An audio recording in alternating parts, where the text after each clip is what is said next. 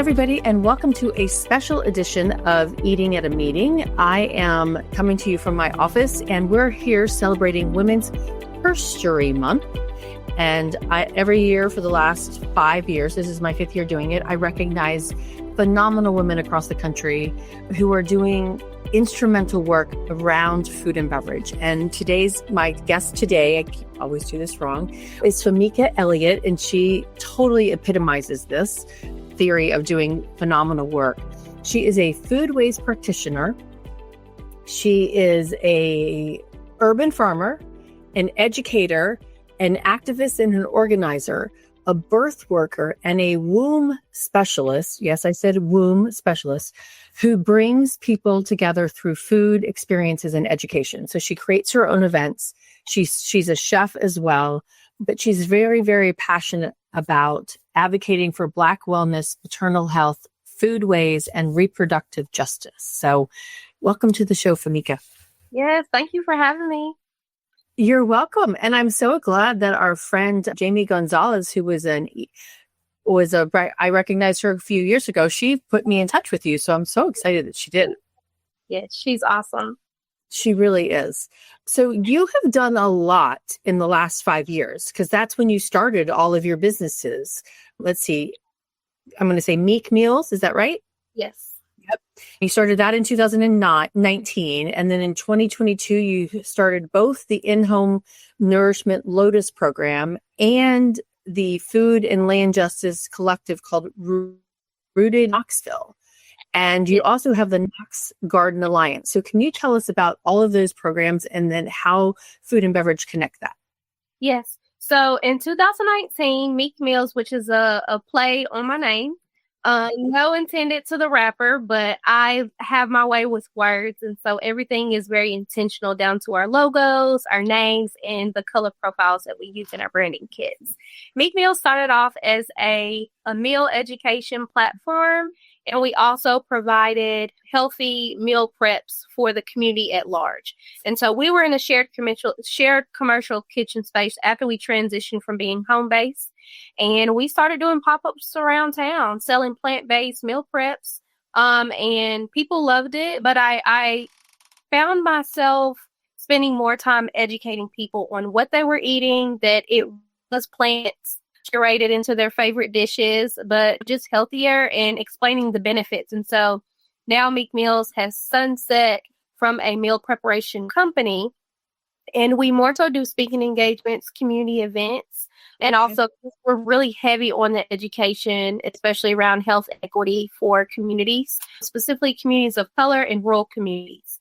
And so in 2022, I decided to make a pivot based off of a need in the maternal health space and birth work space. And so I bridged my background as a social worker of 9 years with my food pathways career and hopped into maternal health space. And so I knew some doulas, some midwives, other practitioners in the birth space that needed my support and that needed medically tailored meals for the clients that they served. And so I founded the Lotus Program experience.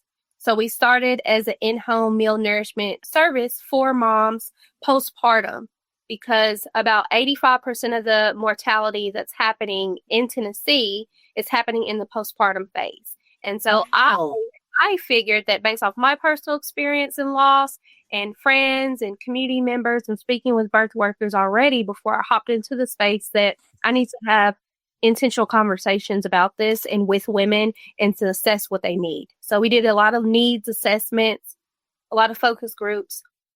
And out of that came, we need food, nourishing food, but not just a standard chef that comes in here. Anybody can cook food if you're in the food industry, but it's about curating intentionally sound and nutrient dense food that is optimal for womb recovery.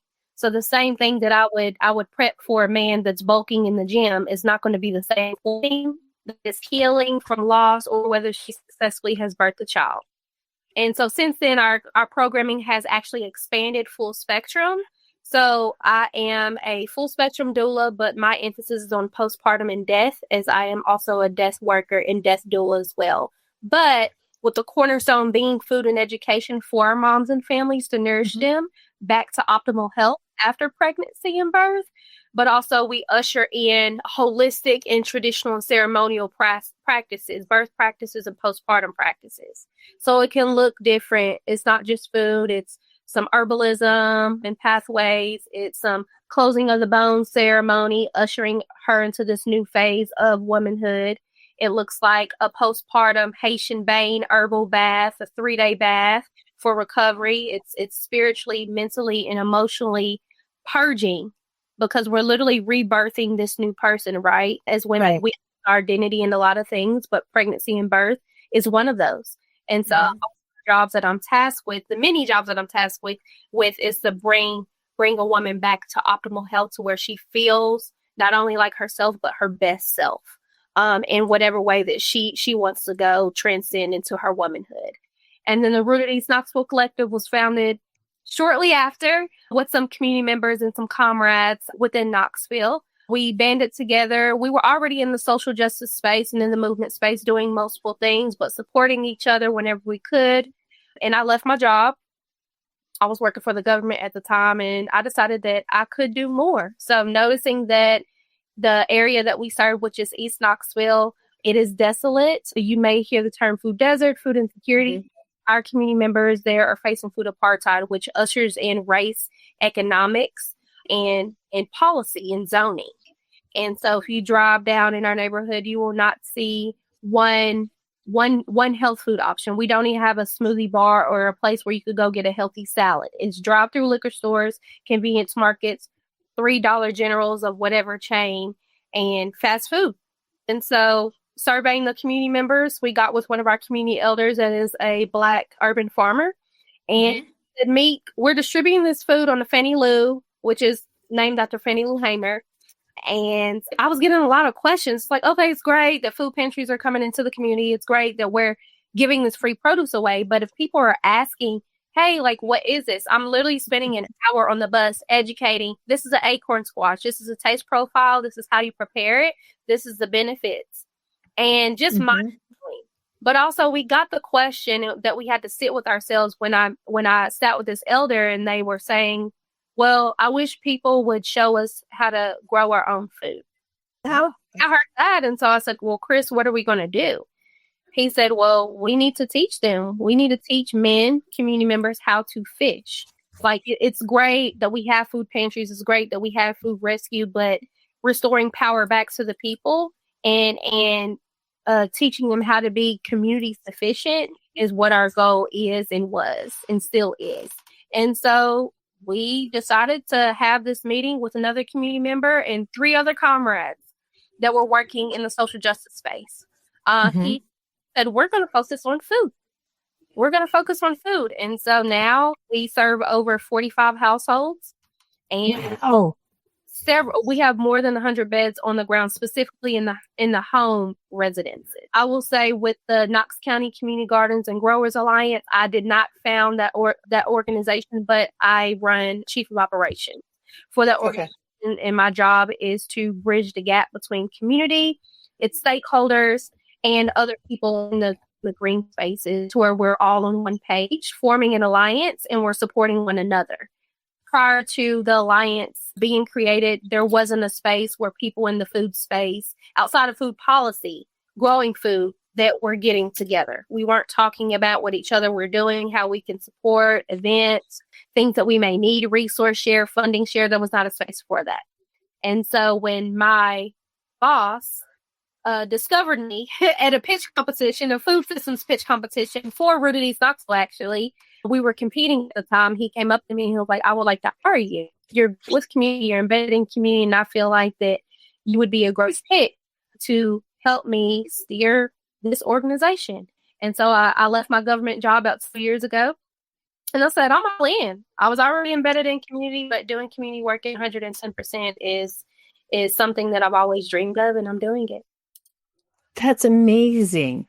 So I'm going to kind of probably go backwards in everything that you just said. With the Rooted East Knoxville, I think you've installed over 130 garden beds. How has the gardens changed the access to fresh food in the community, and how have you seen the community change as a result of those beds? Yeah. So our goal is to create a food oasis in East Knoxville. Our community that we serve lives 47% below the poverty line, and that's Black Knoxville as a whole. Currently in East Knoxville, making at or less than $17,000. We first started Rooted East, it was $20,000.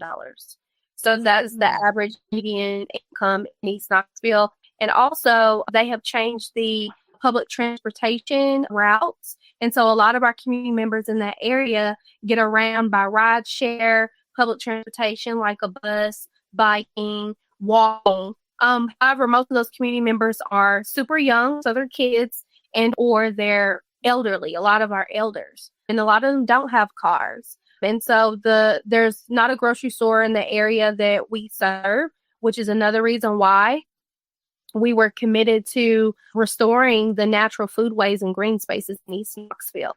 It takes 2 hours one way to take public transportation as far as the bus to get to the grocery store. And then there, if you're disabled or have multiple kids, you can't get ice cream. You can't get ice. Nothing cold will be defrosted by the time you come back, right? That's like a 6-hour trip, theoretically.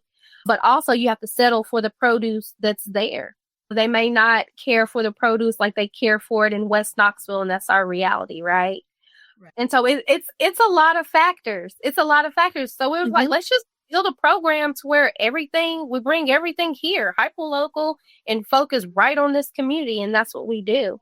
So we do skill sharing, community building, capacity building, emergency preparedness. Is not just food-centered, but food is one of the focal points. We address the social determinants of health, like legs, right, under a table. So you can't just address one thing. The whole table is going to fall. So if our community members ask, hey, we need bus passes to get around, or we need y'all to adjust this time, we're going to do it, because that's how they thrive. That's how our program remains successful. And they're telling us what we're needing to provide to them so that they can become sufficient again. And so year 3-ish, where 3 is, I said 3-ish because operating fully staffed now. But a lot of them are taking interest in expanding their gardening operation. So we're at phase 2 of our programming now. And so they're asking chicken coops, they're asking for barrels, they're asking for all the things. And so we're committed to that. And so we just delivered a chicken coop about 2 weeks ago. So one of we call her an OG member because she's been with us since the start. And she has expanded her garden even without us. So like they'll get like old dressers or something on the side of the road. They're like, I could use that to a garden bed. That's going to be an herb bed. And they do the thing, send us the little pictures. And they're like, look what I found. Like, look what I did with it. And I'm like, okay, this is like, yes. So like this year we're looking to do like HGTV, like my cribs thing, like, but like garden edition, like home garden. And to just see people taking an active interest in their health and their welfare is enjoyable for me. Like that's how I know I have done my job even at a early stage in my career still, is that people are expanding their interests and they're executing on it. And that all comes with being compassionate and providing people with care and with the education that they need to fortify and sustain themselves. Well, there's 2 things that it reminds me of. Years ago when I lived in Atlanta and I was working with Cook's Warehouse, and we were going into one of the school systems to teach the cafeteria workers how to make hummus and how to make fresh spaghetti sauce and things like that. But it also came down to like, let's, through the farmers markets, let's send people, they get SNAP benefits, double the SNAPs if they go to the farmers market. But like you said earlier, I'm like, they look at this fruit or this vegetable and go, what do I do? What is this? And what do I do with it? Yeah. And so the fact that you're providing that education on those fruits and, what they're planting and helping them learn that, it is a whole nother level. And I think, and I was chatting with Allie last week, who's teaching kids in foster care how to cook. It gives you such a level of empowerment when you know how to cook versus just the microwave.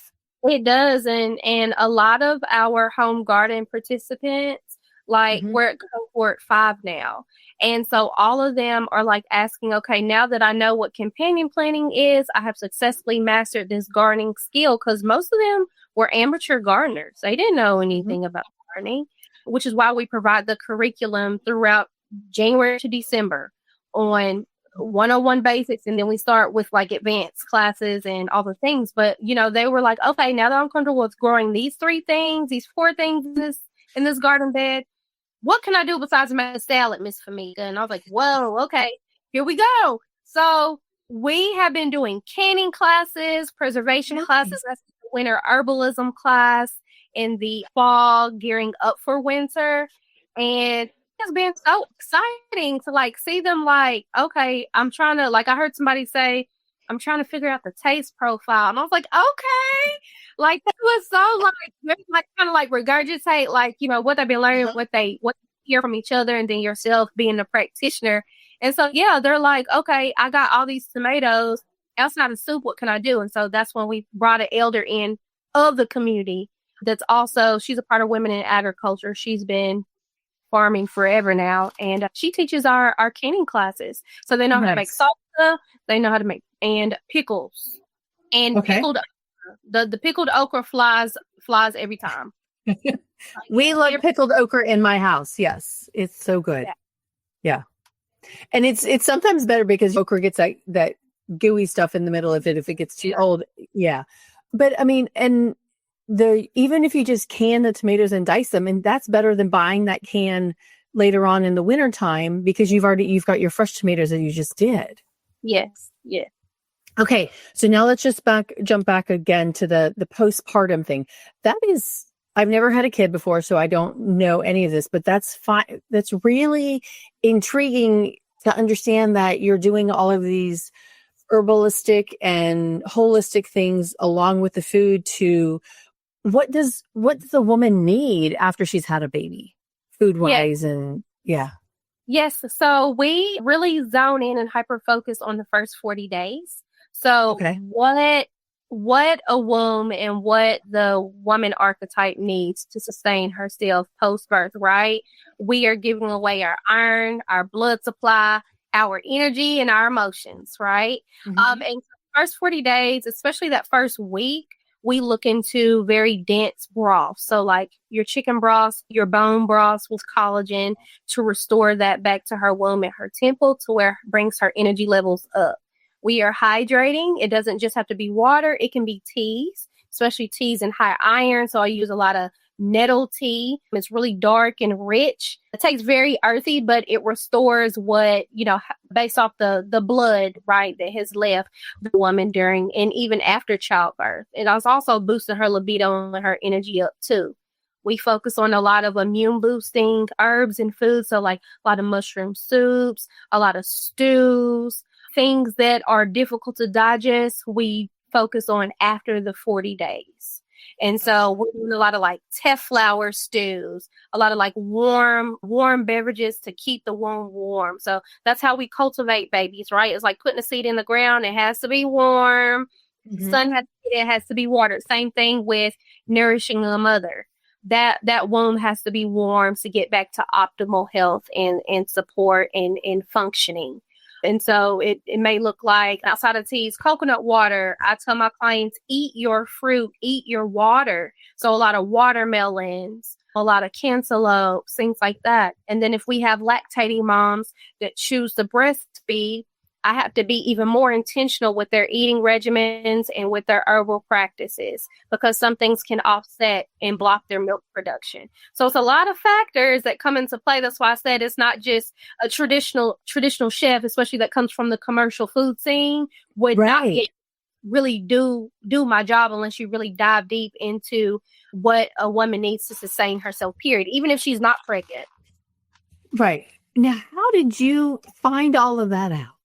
Yeah. Because you're not learning that in culinary school. Right. No, they won't do this in culinary school. So that's why I'm a food pathways practitioner. So food pathways practitioner is somebody that is versatile in the commercial kitchen space, but more so operates off of ancestral medicine, wisdom handed down, either physically taught or orally taught by the elder guard, right? The people that have been doing it longest, right? Without an actual book, without an actual institution or university. And so I have my own story in birth loss. I experienced birth loss when I was actually in college. However, I didn't really have the opportunity or the time to really sit with it. So when it happened, it just happened, right? But it hit me later.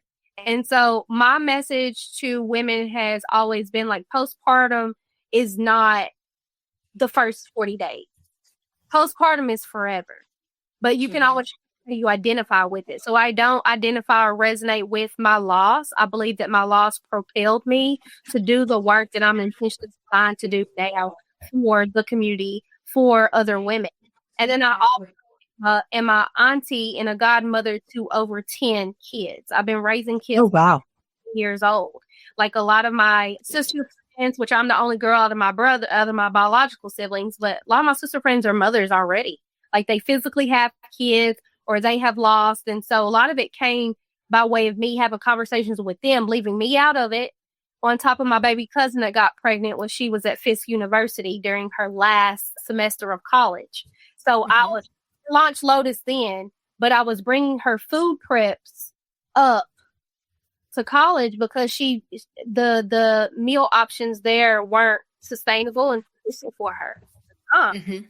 And so she sat down with me and she said, "Hey, I think that this should be something." And I was like, "Girl, I don't know what you're talking about. I'm just bringing you food. We're not going to eat this cafeteria food. Like, I've already been in there and it's gross. No shade, but it wasn't substantial." And so later on, she's fast forward 1 year postpartum. During that phase, I was working with her on educating her how to use her EBT, how to save her EBT and maximize on what she was getting. To her Double Up program as a food educator, I feel like that's my job because a lot of people don't know about the Double Up program and that you have EBT and WIC at farmers markets, farmer stands, fruit stands, or buy.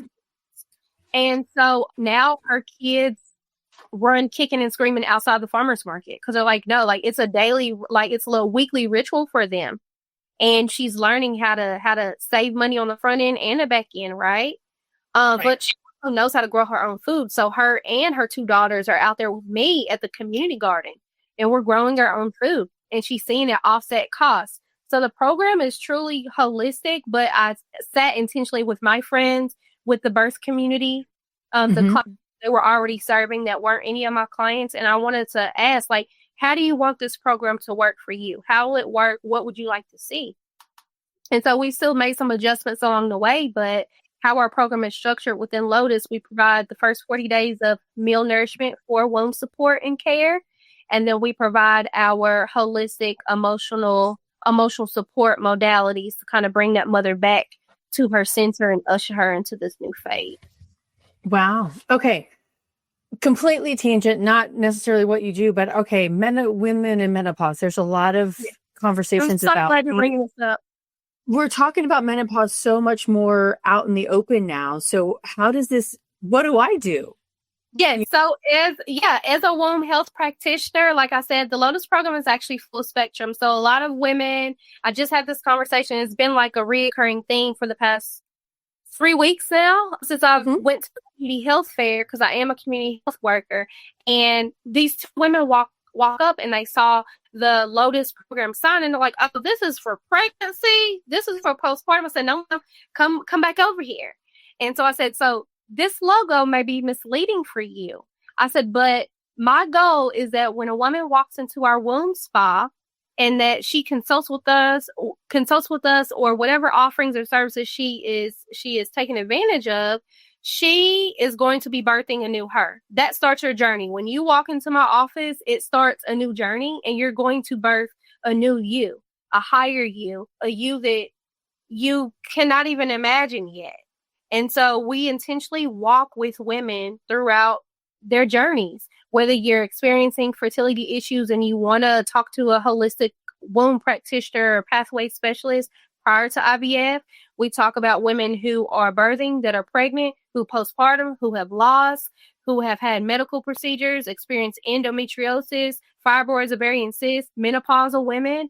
And now, like, menopause has entered the chat where people are being comfortable with talking about it, right? And all the things. My mother was my first menopausal client. So I know that what I do worked, right? Providing people with viable solutions, but also walking with them every step of the way and not making things so overwhelming and letting them know we're restoring power back to you. We're not empowering you. We're restoring the power back to you because you always have had it. It's just we've listened to outsiders instead of listening to our bodies.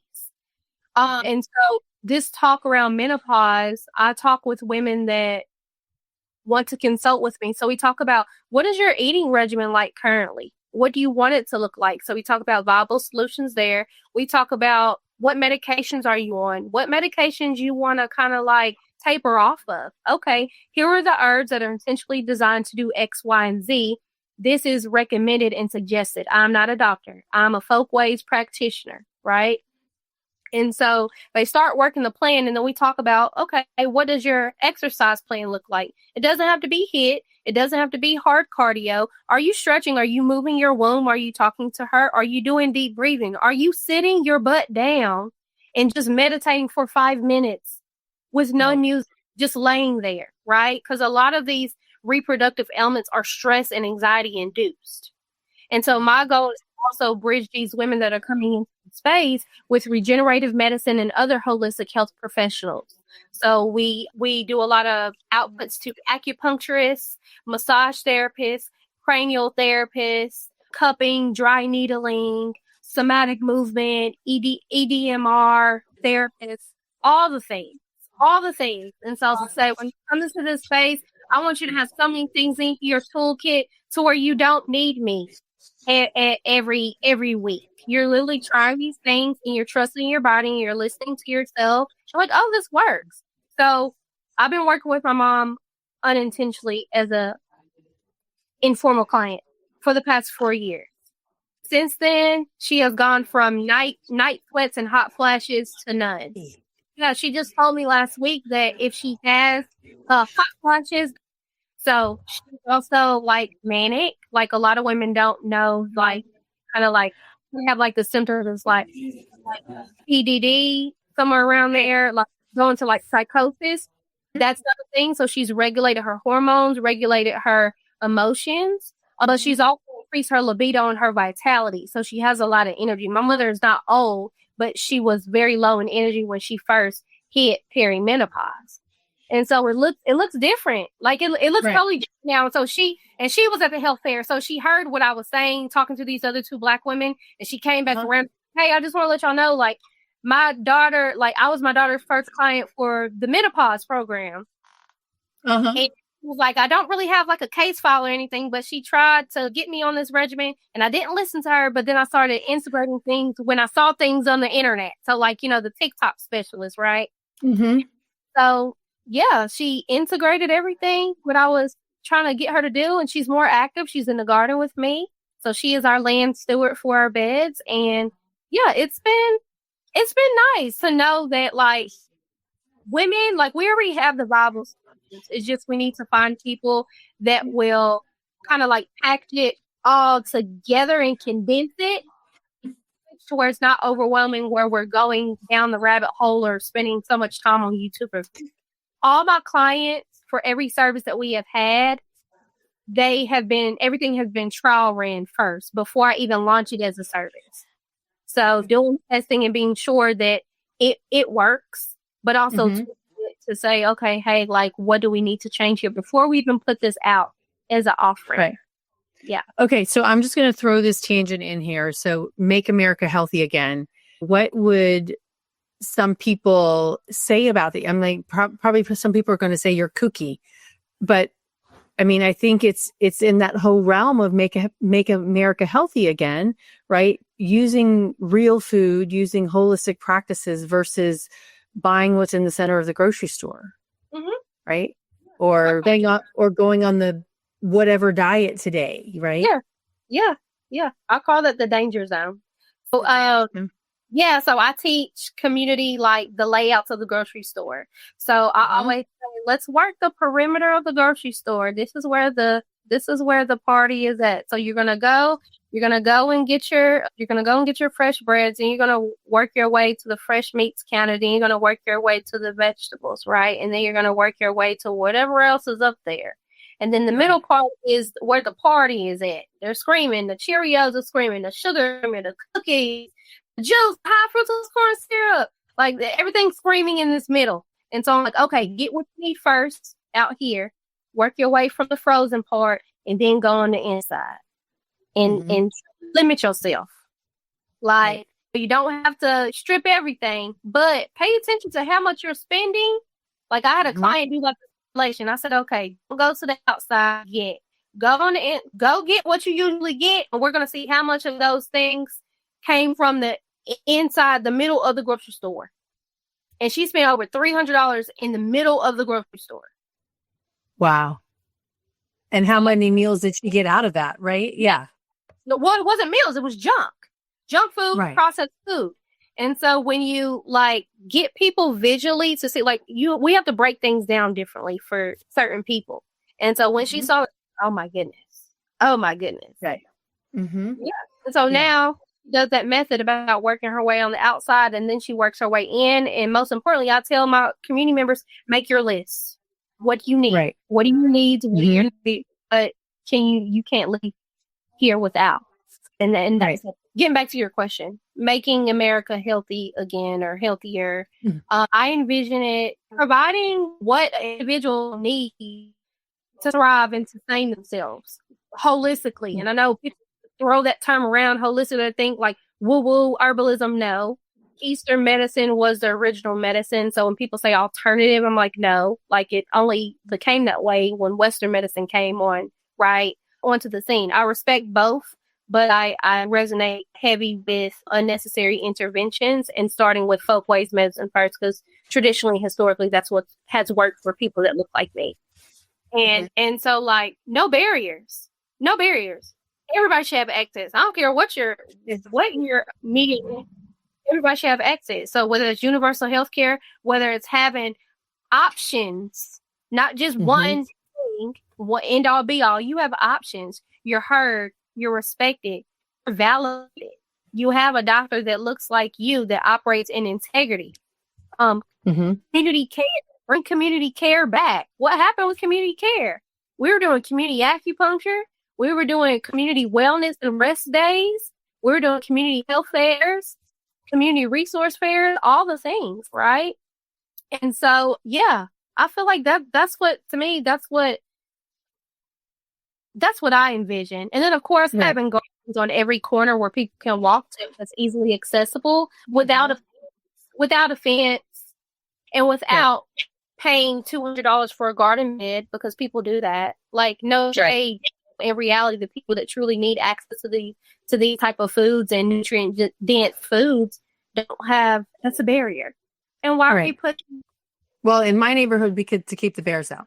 But but other than that, like exactly, a lot of people do it for humans, right? And they say, "Oh, they're stealing food. They're stealing food." Something that we just 10 of these plants came from one seed, and you're in an uproar about stuff that should be free anyways. I always say growing your own food is like printing your own money.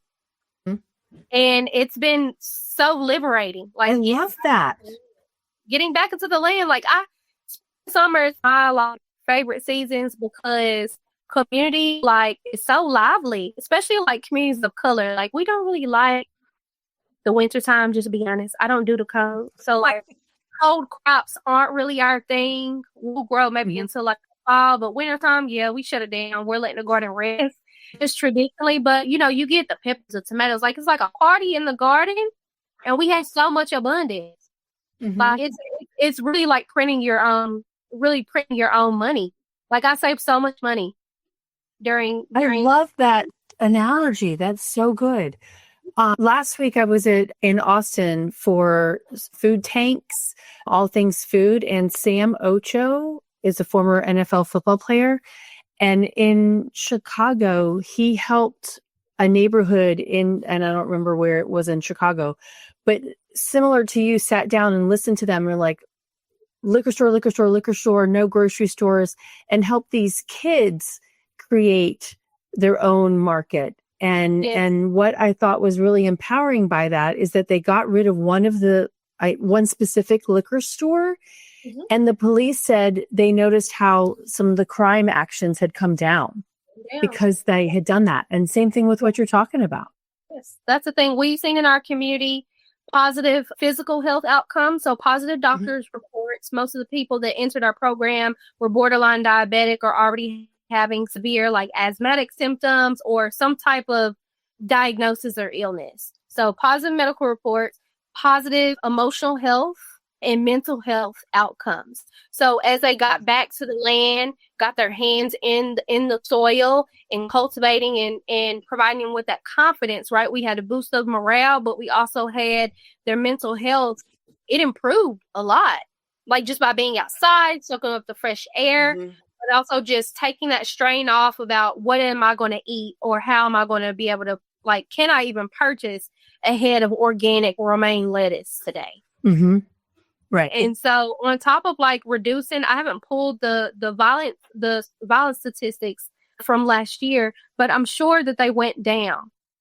Because we had a lot of shooting and domestic violence in the community before we started this. And so a lot of that blight has kind of decreased as well because we also work with our partners that are in the community garden space. So for the Alliance, since I do that as well, we take over abandoned lots. We purchase them by leveraging our social capital. And so sometimes it's like just restoring the natural food landscape and the natural landscape, like plant some pollinators over here. Why we got all this monkey grass over here? Like get rid of it. Right. Get rid of it. And so it's like people have taken an active interest in seeing how great their community can look.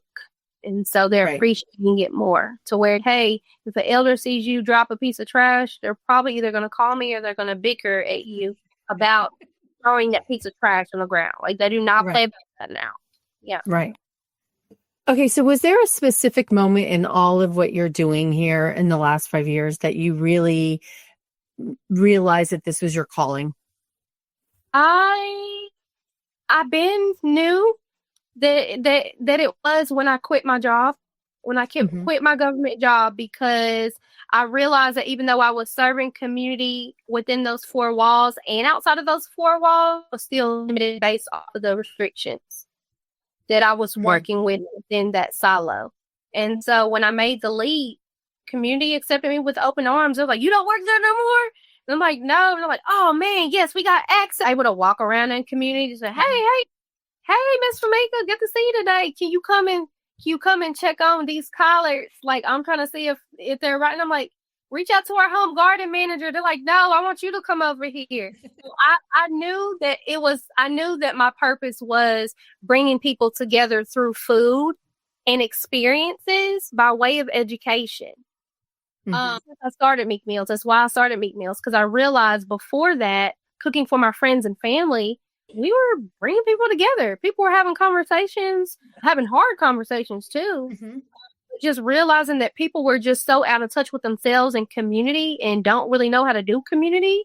But when you bring people over food, you realize we're not that much different. And so I feel like I have solved a lot of disagreements over food and libations. And so I believe you can solve anything over a good meal with moderation. Right. I love restoring power back to people, autonomy and sovereignty over themselves out of whatever systems that we have historically relied on.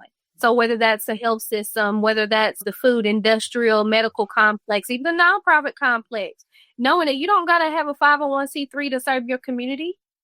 And community Rooted East is rooted in community, but we're also community led. And so we don't move until the community moves. And they tell us how to move.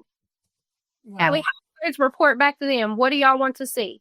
This is our program. They told us last week we had our meet and greet. But also I knew that it was my calling when I decided to collect the stories, the Black food stories of our Black elders in East Knoxville.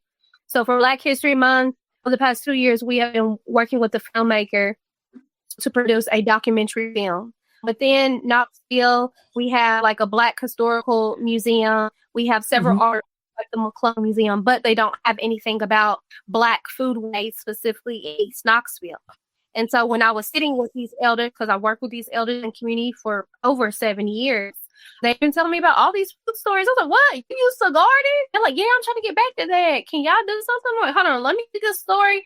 And I was like, I'm not a journalist. I'm not like, but I also am a storyteller when it comes to food origins and how we got here.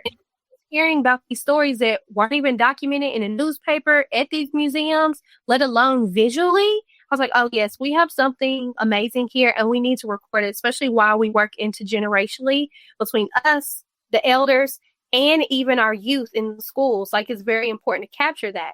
And so for Black History Month, we had a three-day film screening that sold out in our independent movie theater here called Roots of Resilience, East Knoxville's Black Food Stories. And nice. So we're going to go on tour next year with film.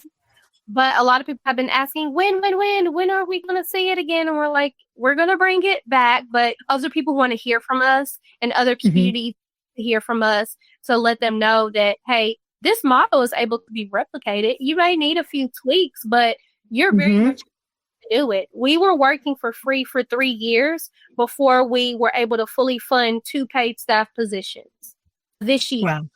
So all because people answered the call, right? But also people had a common goal and cared about a multitude of things in the social justice realm, but food was being neglected. Wow. I am just so impressed by all the work that you've done. It is so inspiring. And so you've accomplished so much in 5 years, 6 years now. My last question for you, where do you see the next 5 years going with all of your businesses and how these elders and these youths will be combined together in talking about food? Absolutely. So I always have a 10-year plan. So I love when people ask me. But so with Rooted East, so we have 2 paid full staff members now. We've hired internally and also from the social justice, work within Knoxville.